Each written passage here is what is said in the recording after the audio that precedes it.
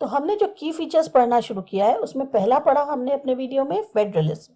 अब हम बात करते हैं पार्लियामेंट्री फॉर्म ऑफ गवर्नमेंट।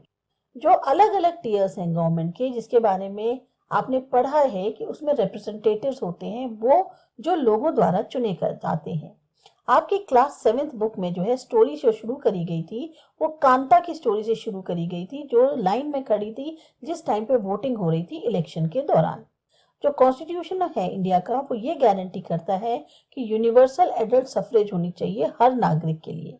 जब वो कानून बना रहे थे या जब वो कॉन्स्टिट्यूशन बना रहे थे तो जो मेंबर्स थे कॉन्स्टिट्यूएंट असेंबली के, उनको ऐसा लगा कि फ्रीडम स्ट्रगल ने जो है एक तरह से सारे जो लोग हैं उनको तैयार कर दिया है यूनिवर्सल एडल्ट सफरेज के लिए, और इससे जो है एक डेमोक्रेटिक माइंडसेट को बढ़ावा मिलेगा। और साथ ही साथ जो ट्रेडिशनल कास्ट, क्लास या जो एक जेंडर के हायरार्कीज होती हैं कि फैमिली के बाद फैमिली आ रही है, उनके एक तरह से क्लचेस को तोड़ेगा।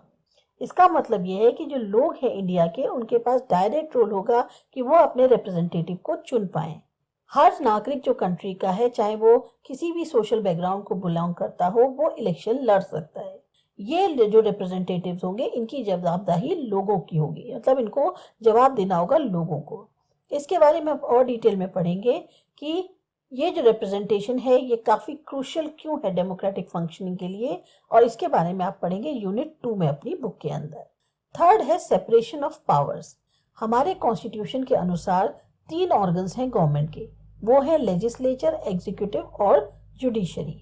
जो लेजिस्लेचर है वो रिफर करता है इलेक्टेड रिप्रेजेंटेटिव्स को। जो एग्जीक्यूटिव है वो एक छोटा ग्रुप है लोगों का जो रिस्पॉन्सिबल है लॉज को लागू करने में और गवर्नमेंट को चलाने में। जुडिशरी जो है उसके बारे में आप और ज्यादा डिटेल पढ़ेंगे यूनिट 3 में अपनी बुक के अंदर, और ये उस सिस्टम को रेफर करता है जो ज्यादातर कोर्ट से रिलेटेड है कंट्री के अंदर। अगर पावर का मिसयूज ना हो, इसको बचाने के लिए किसी भी एक गवर्नमेंट द्वारा पावर का मिसयूज ना किया जाए, मतलब जो ब्रांच है गवर्नमेंट की वो ना करे, तो कॉन्स्टिट्यूशन ने इन तीनों जो ऑर्गन्स थे उनको अलग अलग पावर्स दी हैं। इसकी मदद से हर ऑर्गन जो है वो एक तरह से चेक कर सकता है और बाकी जो ऑर्गन्स है गवर्नमेंट के, और इस तरीके से एक बैलेंस ऑफ पावर जो है वो तीनों के बीच में बना रहेगा। आपने सुना होगा स्टेट वर्ड का हम बार बार इस्तेमाल कर रहे हैं इस चैप्टर में। इसका मतलब ये नहीं है कि हम स्टेट गवर्नमेंट के बारे में बोल रहे हैं। यहाँ हम जब स्टेट का मतलब यूज करते हैं तो हम उसको जो है गवर्नमेंट से सेपरेट करने की या अलग करने की उसमें बता रहे हैं। गवर्नमेंट जो रिस्पॉन्सिबल होती है वो जो लॉज होते हैं उनको लागू कराना, उनको चलाना, उनको बनाने का काम करती है।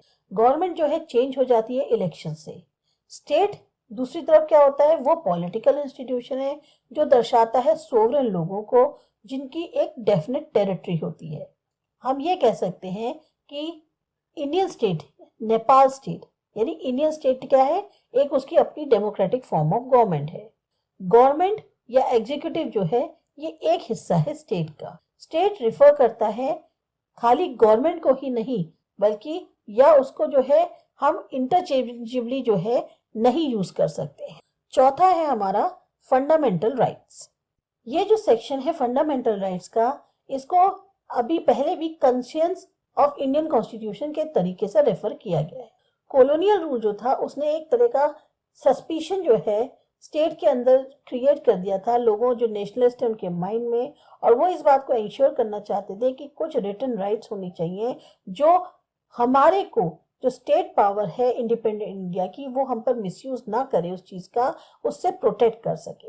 तो फंडामेंटल राइट्स जो हैं वो प्रोटेक्ट करती हैं सिटीजन्स को जो भी आर्बिट्री या एब्सोल्यूट एक्सरसाइजेस हैं पावर की स्टेट द्वारा। कॉन्स्टिट्यूशन ने गारंटी करी है राइट्स इंडिविजुअल की स्टेट के खिलाफ और साथ ही साथ और इंडिविजुअल्स के अगेंस्ट भी।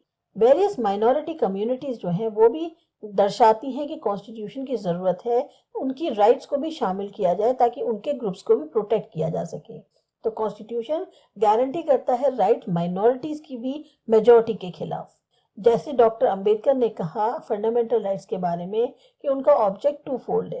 पहला ऑब्जेक्ट है कि हर सिटीजन को जो है वो इस पोजीशन में हो कि वो अपनी जो राइट है उसे क्लेम कर सके, और दूसरा ये जो राइट्स हैं ये हर एक अथॉरिटी को पर बाइंड होती हैं जिसके पास पावर है लॉज बनाने की। फंडामेंटल राइट्स के साथ साथ कॉन्स्टिट्यूशन ने कुछ सेक्शन बनाया है जिसको बोलते हैं directive principles of state policy. ये सेक्शन जो है डिजाइन किया गया था मेंबर्स ऑफ कॉन्स्टिट्यूएंट असेंबली के द्वारा, ताकि इंश्योर किया जा सके ज्यादा से ज्यादा सोशल और इकोनॉमिक चेंजेस, और साथ ही साथ सर्व कर सके एक गाइड की तरह इंडिपेंडेंट इंडियन स्टेट को, ताकि लॉज को चलाया जा सके, पॉलिसीज को अपनाया जा सके, और इससे जो मासेस की पॉवर्टी है उसको और कम किया जा सके। तो जो हमारी बेसिक फंडामेंटल राइट्स हैं वो है right to equality, right to freedom, right against exploitation, right to freedom of religion, cultural and educational rights, और है राइट टू कॉन्स्टिट्यूशनल रेमेडीज। इसके बाद हमारा जो फाइनल की फीचर है वो है सेक्युलरिज्म। सेक्युलर स्टेट वो होता है जिसमें स्टेट जो है ऑफिशियली किसी एक रिलीजन को प्रमोट नहीं करता स्टेट रिलीजन के तौर पे। इसके बारे में जो है हम पढ़ेंगे अभी और ज्यादा।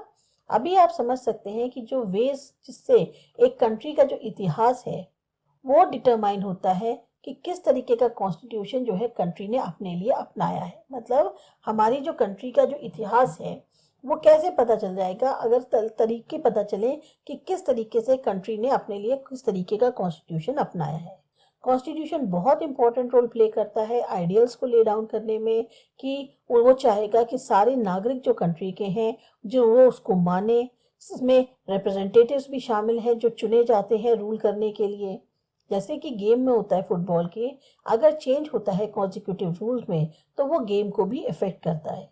इंडियन कॉन्स्टिट्यूशन जो है वो कई सालों से उसमें बदलाव किए जा रहे हैं ताकि जो नए कंसर्न्स हैं पॉलिटी को लेकर उसको जो है दर्शाया जा सके। बहुत बड़े बड़े चेंजेस जो कॉन्स्टिट्यूशन के होते हैं उसका मतलब क्या है कि जो फंडामेंटल नेचर है कंट्री का उसमें चेंज होना, जैसा कि हमने नेपाल के केस में देखा। और कई बार जो है नए कॉन्स्टिट्यूशन को अडॉप्ट करने की जरूरत भी होती है, भले ही डेमोक्रेसी ही क्यों ना हो। तो ये जो अलग अलग फीचर्स हैं इंडियन कॉन्स्टिट्यूशन के, इनमें बहुत कॉम्प्लिकेटेड आइडियाज हैं जो आसानी से समझ में नहीं आ सकते, पर इस चीज के बारे में बहुत ज्यादा चिंता करने की जरूरत नहीं है।